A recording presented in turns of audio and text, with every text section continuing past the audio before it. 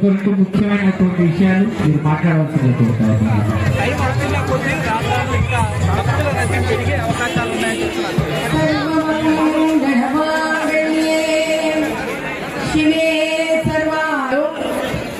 ప్రతి ఇంటి నుంచి కూడా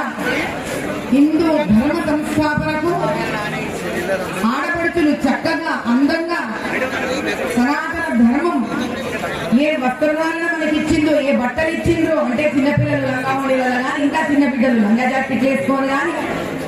పెద్ద మనుషులు చీర కట్టుకొని కానీ,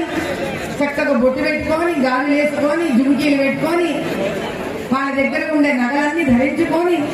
తల నిండా పూలు పెట్టుకొని, ఆళ్ళకు పసుపు రాసుకొని, అందమైన గజ్జలు పెట్టుకొని, మెట్టలు పెట్టుకొని, ఈ దినం ఎంత గొప్ప విశేషమైన విషయం అంటే మనం భూమితోటి కలిసి ఉన్నాము, భూమాతతోటి మనం అలగ్గై ఉండలేము అన్న ఒక విషయాన్ని మట్టి కుండతో చేసిన ఘటాన్ని బోనం లెక్క ధరించి కుల మత జాతి అనేది ఏది మాకు లేదు, అమ్మోరి తల్లి ముందు అందరం బిడ్డలమే అని చెప్పే ఒక అద్భుతమైన దాంతో ఇంట్లో అన్నం వండుకొని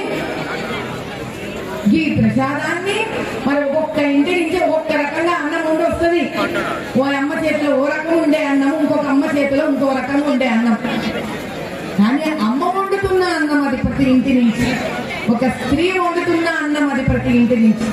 అటువంటి ప్రసాదాన్ని, నైవేద్యాన్ని ప్రతి ఇంట్లో నుంచి తీసుకొని వచ్చి వాళ్ళ ఇళ్ళ దగ్గర ఉన్న ఆ అద్భుతమైన అందమైన బంగారు రంగుతో ఉన్న ఈ రోజు ఊరి పొరిమేల దేవతలు, ఒకరు మైసమ్మనిది, ఒకరు రేణుకమ్మనిది, ఒకరు పోచమ్మనిది.